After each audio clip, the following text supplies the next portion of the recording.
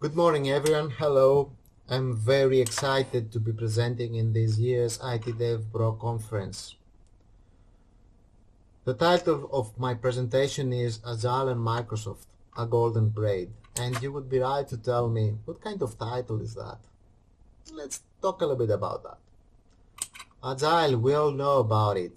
It's the modern way of delivering software today. And Microsoft? Microsoft has an offering that has come a long way the last years, and it has evolved, and among what it offers, it provides a lot of opportunities and tools for some software teams transformation into doing Agile. We know about that. In our unit, we are delivering systems and software that is done 100% on Microsoft's offering.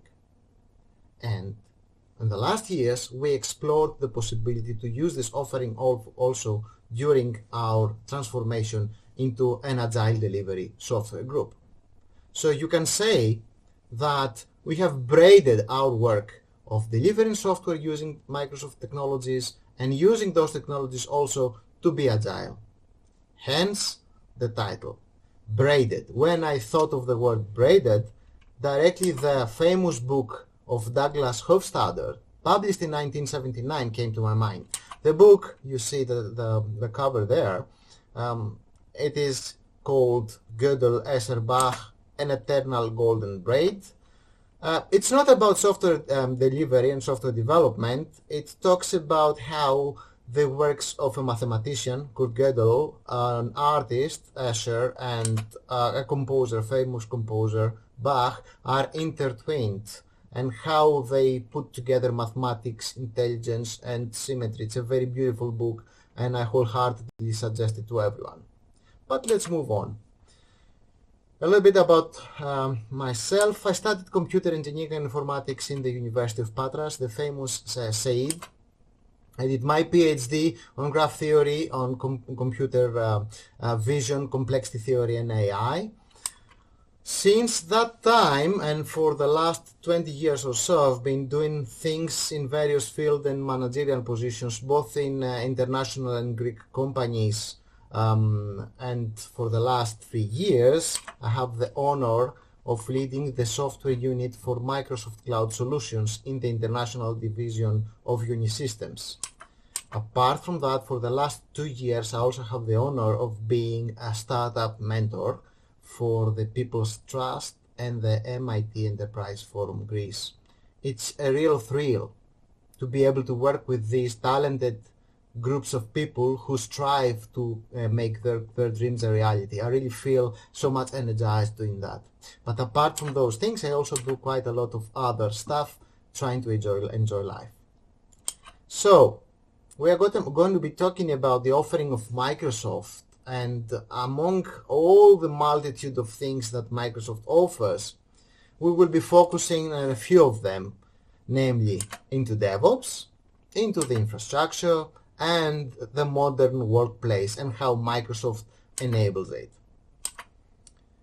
What is Agile? A little bit of history of how we came around it. So everything started 3 years ago when I took over the software unit in Unisystems and came into my current role with in contact with a number of very talented, passionate, and very interesting developers.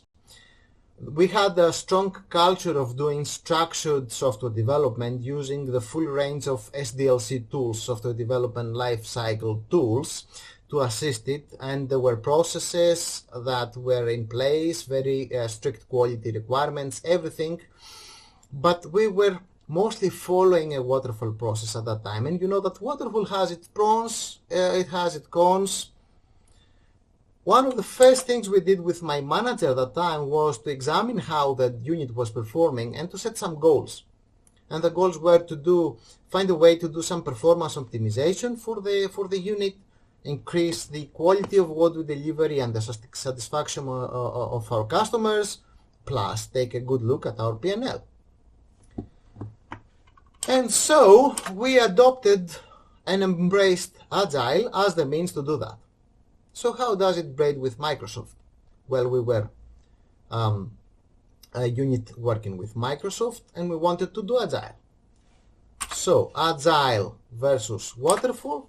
Why? We'll give you a brief glimpse of how we transformed in that area, looking at some typical Agile projects.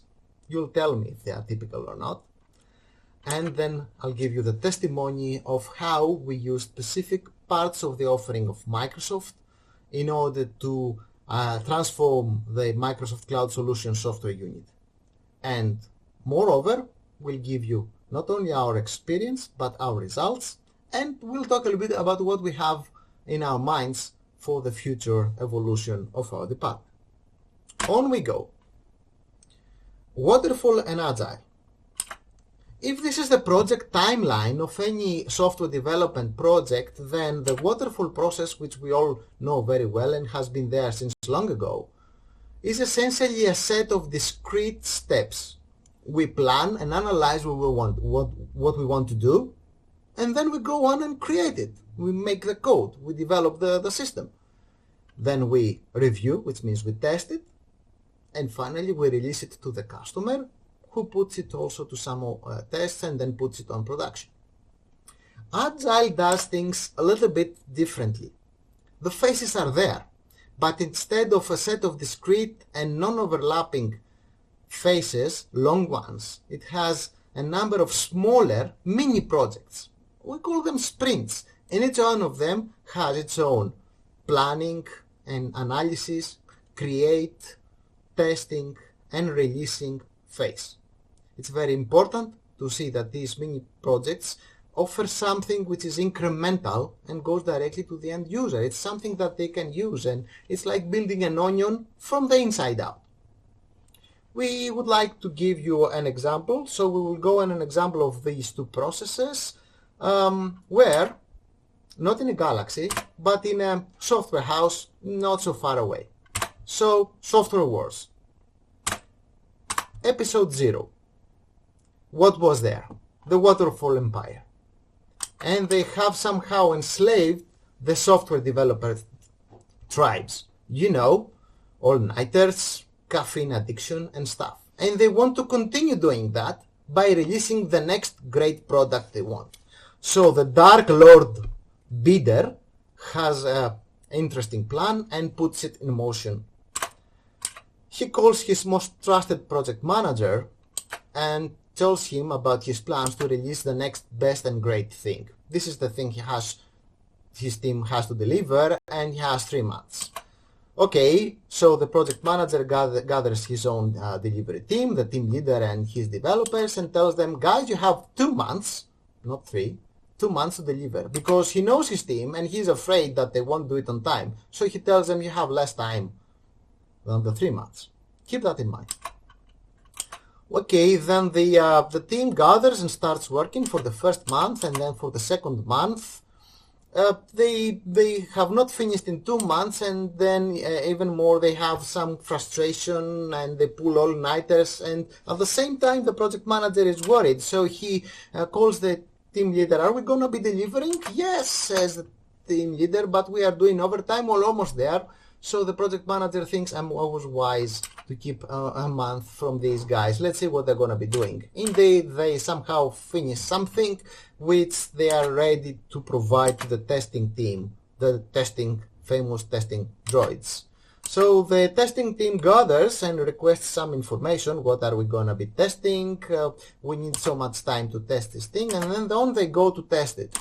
They go on the project, they sit around it, look at it from all angles, and then they find several, defects. Like, for example, here you can see the lever is in the wrong position, the gun is firing in the wrong way, and one of the legs is totally misplaced. Failed. Back to the design board, back to the fixes, another time passes, another version is out. Situation is a little bit better, but still we have 2 defects on the lever. The gun is totally broken in the wrong place. Failed again. On we go. More fixes, more time. Still another defect is there. The lever is not working, is not in the correct place. Once more we go to the workshop. The team works frantically. A full regression test is done by the testing droids who announce we are ready. Okay, but the time has passed. Lord Bidder is very, very disappointed, and you can see in his usual way how he reacts to the project manager news. Then came episode 2, the Agile Rebels. So the Agile Rebels, who have seen the Waterfall Empire and the plans of Dark Bidder, want to do things a different way and free the developer tribe from all these things like all-nighters, delays, caffeine addiction, and the famous Master Yoga has a revolutionary way of working in his mind. So he calls his people and tells them in his usual yoga way, we must make this and we must work differently. Of course, he talks in his usual way. And of course, his people gather. Go, says their leader. Go, my trusted apprentices, and build it in the best way. They gather all together. They examine what they have to do. They understand its complexity, and they make a plan to do it in several iterations, 4 iterations. They include the testing team. You see R2 and his company there with them as part of the testing on the development team. And R2, you see, he is very excited to be there and also doing daily sync with the team. They start working on a leg, and R2 finds the first defect, wrong orientation of the joint. So the first iteration finishes, they have created something and has one defect that has been identified in the end of sprint 1. So they have a backlog. They work then to fix this backlog and at the same time produce something more. So they have now, at the end of the sprint 2, they have 2 legs, and the defect, the backlog from sprint 1 is fixed. You see, they are progressing very well, and R2 is also testing, and the team is testing while they do the 3rd sprint, where they add the top, and they find no significant issues. They are very happy, they proceed, and now they work on the last part of the thing they are building, which is the gun and the console that controls the gun, and there R2 finds another defect, which is gun console API connection issue. That sounds familiar. Okay, but they have found the issue, and the developers are very happy because they know it and they will fix it.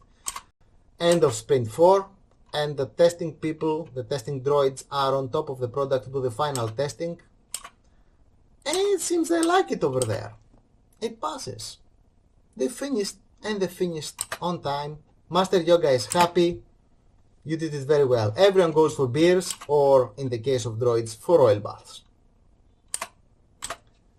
This is the end. This is the epilogue. Agile would allow the developer tribe to be free from excessive and unnecessary work, and free to enjoy what they do, but also have some life-work balance. It's not the end. For us, it was the beginning, for my team. And as we finish our photo shooting and go into retrospect, a very beloved Agile term, what have we learned? How did the Agile rebels win? They did many things differently than the Waterfall Empire. First and foremost, they had one team. Everyone was part of the team. Not only the developers or the project manager, or Scrum Master as we call him, but also the testers, even the customer should be brought in at some point. They had a lot of communication, a daily meeting, but also they had as much communication as possible ad hoc whenever it was necessary to give feedback. Then they had iterations, so what they built was there, tested every day. The iterations were incremental, and everything they were building and was testing provided feedback. Apart from that, they had visibility, they had common work items, they knew their plan, they had a common workspace, and they had a way of seeing what they had made, create what was called as the backlog, and handle it before it was too late. This was what the Agile Rebels did, and this is what we did in the transformation of our software unit into an Agile practices shop. And to do this, the biggest toolset we found was supplied by Azure DevOps. So here's our toolbox. Actually, this is a screenshot coming from Microsoft's site with the elements, the palette, if you want, of Azure. Let's see how we fitted these items of the palette in our daily and our project workflow. So every time a new project comes, we use Azure boards. We use it to log what we want to do, work items, and the scope, and do planning.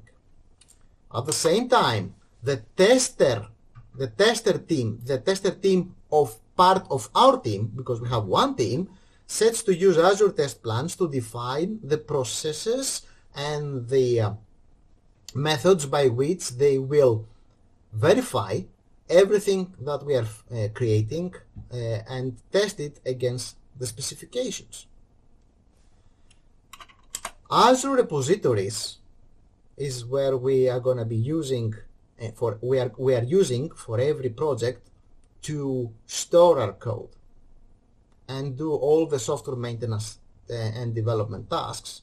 Azure with pipelines and artifacts, which are now allow us to do automated single-click builds, testing, and deployment using continuous integration and continuous deployment techniques during and throughout the project implementation. And then we return where we started, to Azure boards, during all the execution of the sprints. And using Azure boards, we log everything that is found, every single defect, every single finished item, every single backlog, and track it. Boards provide us with visualization of those using charts, using diagrams, queries, but we're going to be seeing all those in the upcoming slides. Indeed, let's start by the first step, Azure boards and Agile planning. We use Azure boards to note down what we need to do,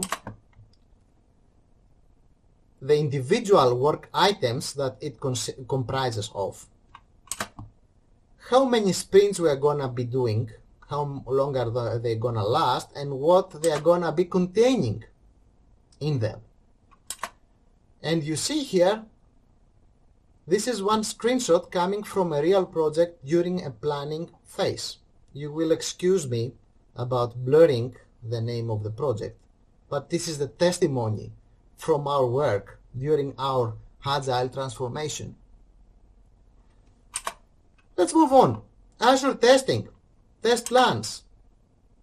You know that when a project comes, it has several functionality types. It has functional specifications, non-functional specifications.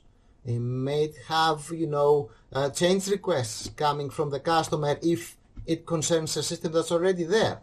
Well, for each one of them, you need to know how to verify that it's there. And this is the purpose of the testing plan. Here's some screenshots.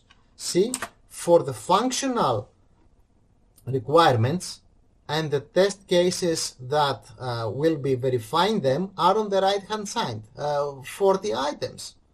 So the testing team logs all these, and they are there to be followed later on during testing. Or for change requests, for example. The same goes here as well. And so on. Let's move on to the code repositories. What is the most widely spread and most acknowledged version control system for today in repository? It's Git and the Git flow, right? So in Azure DevOps, we have full-fledged Git repositories with all of the expected functionality. We use tags. We can see the branches. We can branch out. We can merge branches. Do pull requests, cherry picks, have conflict resolution, the works. And we have it available there. We have some additional capabilities, like for example, we can sync with external repositories, local repositories. In our case, we have requirements to have the code also in our own local repositories in our data center. it does it. It's very easy to do. We use all those. So here is, for example, a screenshot from a Git repository from a branch, a master branch, and how it has been branching in and branching out. You see commits, you see the history of it, you see even when we tried to build and if it was successful or failure. Tags. We use tags very widely in our process. We have very strict requirements on how we should be tagging our intermediate releases and when we should be tagging. And you see, for example, it's somewhere towards the end, sprint 3. So this is the code that was marked for the end of the sprint 3 iteration for some project. Again, it's blurred, and apologies for that. Or FAT 1, 2, 3, or UAT 1, 2, 3, or even release. You know, we are using it very liberally. Every software comprises files, and we can see them here. And let's move on to building and pipelines. Pipelines are a very essential tool in our workflow. So you can think about them as jobs. Now, what do these jobs do? When we do software development, we want to be able to utilize our various environments and deploy code to them. So the various environments are, for example, dev, test, staging, and mirror of the production. And these jobs could build and deploy our code in all these environments. Pipelines do exactly this thing, and the pipelines in Azure can be very complex or very simple. They give powerful scripting capabilities. They give absolute control of the target environment where you are doing any kind of operation. And they have enabled us to do continuous integration and continuous deployment throughout our software development process, even daily builds. Important is that when you want to build or deploy, you can use build agents either on Azure, which is chargeable, or local, meaning in our own machines, which is non-chargeable. And I have to admit, we have been using mostly local build agents. You know, you want to optimize. Here is some screenshots. For example, look at the specific project, the recently run pipelines, the history of every run, and in which environment it was run, whether it was successful or non-successful. You see the color coding there, for example. And speaking of different environments, we said that when you do development, you need to have a separate testing environment, development environment, staging. Well, you see here that in the specific pipeline, we have several environments, 2 sub-projects, PEN and Sol2. And for each one of these, you see that we have different build jobs with different tasks. And you can drill down later on to, let's say, a specific build job for a specific environment, and you see that it is very powerful, and you can have the agent to do quite a few things, like do batch files or do PowerShell scripts, use operating system commands, use other commands. You can even define optional steps which we enable or disable upon the conditions of each time. A very, very, very powerful tool which we are using to a huge extent. We exhaust each user, we could say. Now, in addition to that, we mentioned about code quality, and the integration with external tools is another power of Azure DevOps that we have utilized. So here you can see, for example, that we have defined a script which we wrote, a PowerShell script, which allows static code analysis of the software in its current form, and exporting of the appropriate data that then the very well-known SonarQube tool imports and gives us a visual representation about things that have to do with the quality of our code. For example, unit test coverage you see on the bottom, or whether there are some security flows that we need to review. And by the way, it has, for example, identified some SQL injection vulnerabilities which we have fixed in some of the projects we have been working on. It is a very useful tool, and DevOps integrates very well with this one as well. Okay, so we have our repositories, we are able to build, we are able to continuously integrate and deploy. How about monitoring how the sprints are going? Well, as we said in the beginning, we go to Azure boards again, and Azure boards are very great in two things. They give you a visual overview, which can be very, very informative from the first glance. You can see whether a project goes well or not, but allow also deep drill down using queries to go through the issues, to go through the tasks you have. It is very, very detailed information this is kept. Let's take, for example, the issues that someone may find during testing. You can keep severities, tags, you can categorize them in backlog or in bugs or in any other category that one wants.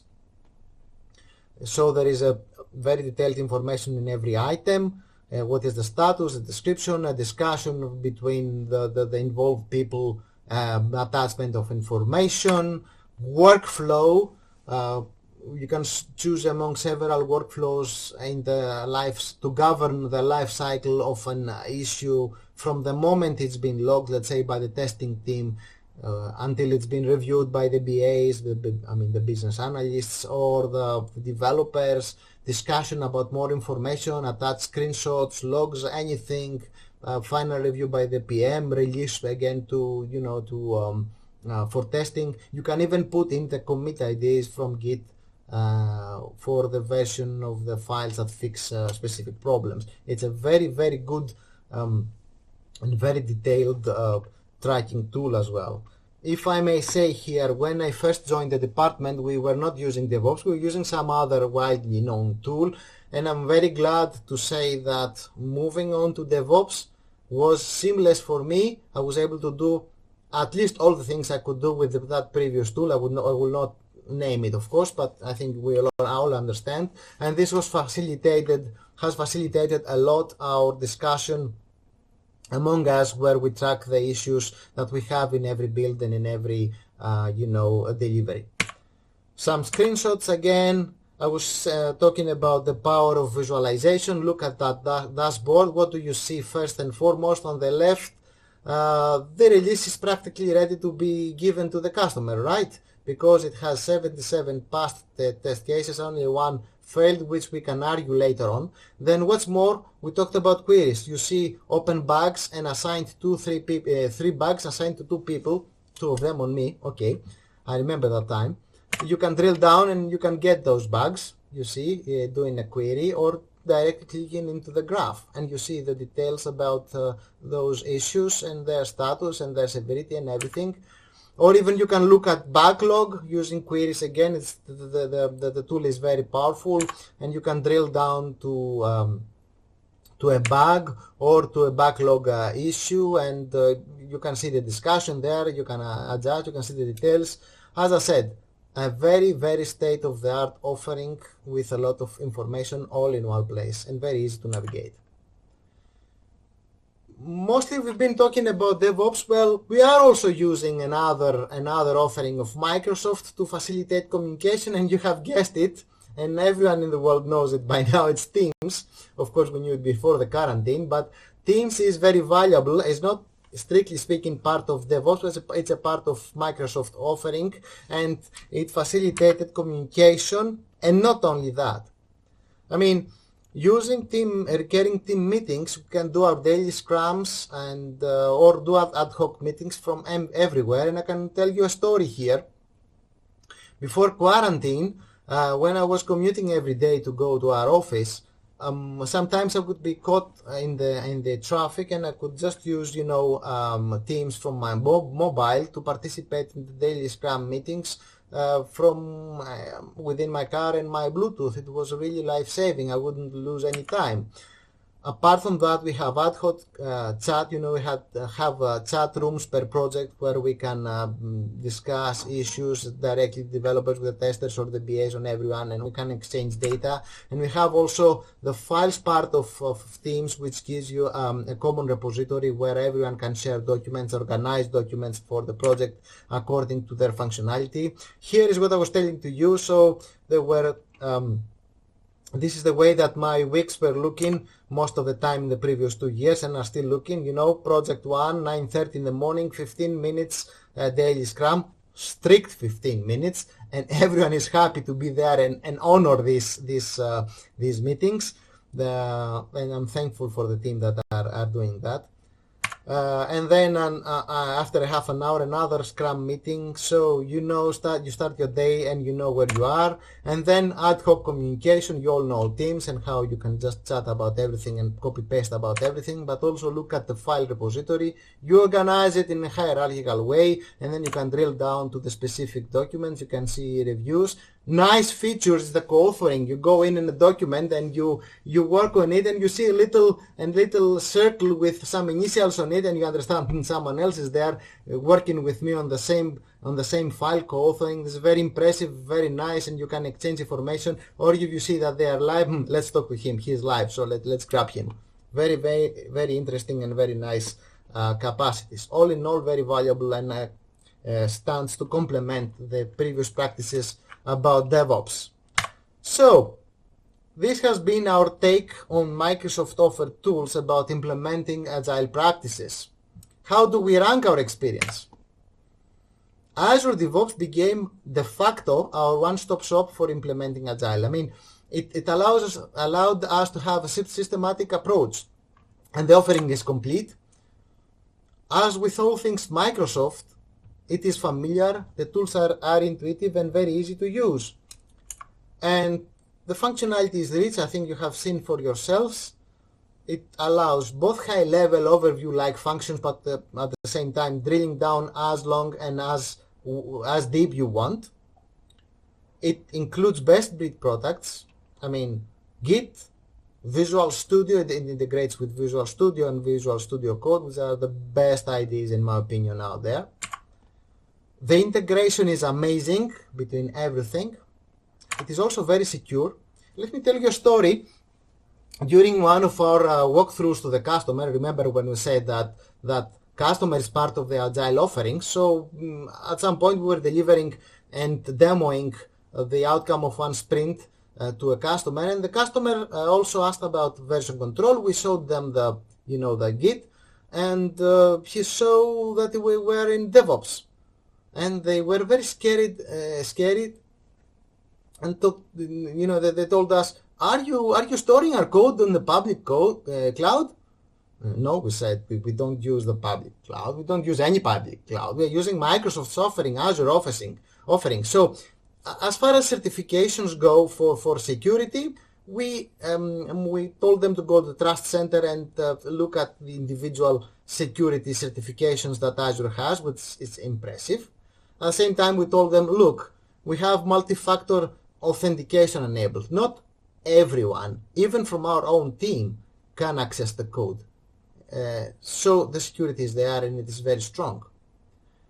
Okay, they were satisfied, but then they made another question, and I think I would also mention this one. They said, okay, but where are you located? Where is our data? There's legislation. They had some right. There is some legislation about the location of data and the sovereignty of data. Okay, we looked at the Azure DevOps dashboard, and we told them we are in Western Europe region, and specifically in the Netherlands. They were happy, but then we pressed on. Okay, and this is for now, because Microsoft has announced some new data centers in Greece. Hopefully, when they are on, we will move to the data centers in Greece. So this is what we told them anyway. And finally, Azure DevOps is very cost effective. With the Visual Studio subscription, you have things like using it, and it's very cost effective. All in all, a great proposition. Fine, so we went Agile. And we used Microsoft. What did we achieve? The unit has two kinds of projects. Projects that have been going on for some time and we weren't free to, work on those and change the way that they are being delivered, and new projects. We went agile for the new projects in the last 2 years, and 4 of them were fully done using agile, and we use Azure DevOps and Teams on them. What did we manage to do? Just this. 4 out of 4 were delivered on time. I'm cheating here. 2 of them were delivered ahead of time. 4 out of 4 were delivered on budget. We know the capacity, let's call it velocity in an agile terminology of the team. We budgeted, we requested person days, and we stuck by those. And on quality, much fewer bugs and issues either on user acceptance tests or on production. You would be surprised how fewer are there. So happy team, no all-nighters, no weekends, no caffeine, happy boss, happy managers, and happy customer. This is what we did. Is everything green? No, we have some future plans and we have some current pains. Our current pains come mostly from the fact that we are using DevOps and Teams to do all these beautiful things we showed you before, but still we have on-premise infrastructure for development and testing, mostly due to some compliance or other requirements. Of course, we have automated continuous integration and deployment, but only for our infrastructure. And also the customers, they don't yet allow us and our DevOps to, touch their own infrastructure. So we have to do manual stuff, manual installations, manual upgrades. It's time consuming. It can be error prone. It can lead to misunderstandings. I remember a case where the Redis component of one deployment was not done on time. And not done correctly by the customer's infrastructure team, and there were some questions, the famous, it works in our environment, not in the customer's environment, why? So the work that Microsoft and other cloud providers are doing to educate our end customers is great, and we try to complement it with our own, contribution. We hope that our customer will finally accept and allow us to move to purely Azure-based infrastructure, both for our own development and for their own infrastructure for testing and for production, so that we could use DevOps to automate things like patching, deploying, monitoring with Azure logs there. So that's the first thing we would like to see coming. The second thing is, I'm really sick of VMs and infrastructure as a service. I would like to move to some more exotic things, which are not exotic. I mean, if you talk about Kubernetes and Docker and containers and, but database as a service, this is the kind of things that we want to do. It all depends on what the customer will allow us to do. But this is what we want to do, and this is what we will try to do in the upcoming period of time. And with this, I can say that it has been a long journey, but we are very happy with where we are, and we will continue being happy. And I will close by telling that from all of us in the Microsoft Cloud Solution Unit of Unisystems International Department, to all of you, we wish a very Merry Christmas and a very happy and safe 2021. Thank you so much. Thank you to Microsoft and the sponsors for making this conference possible. And I would be very happy if there is some time left to take some questions.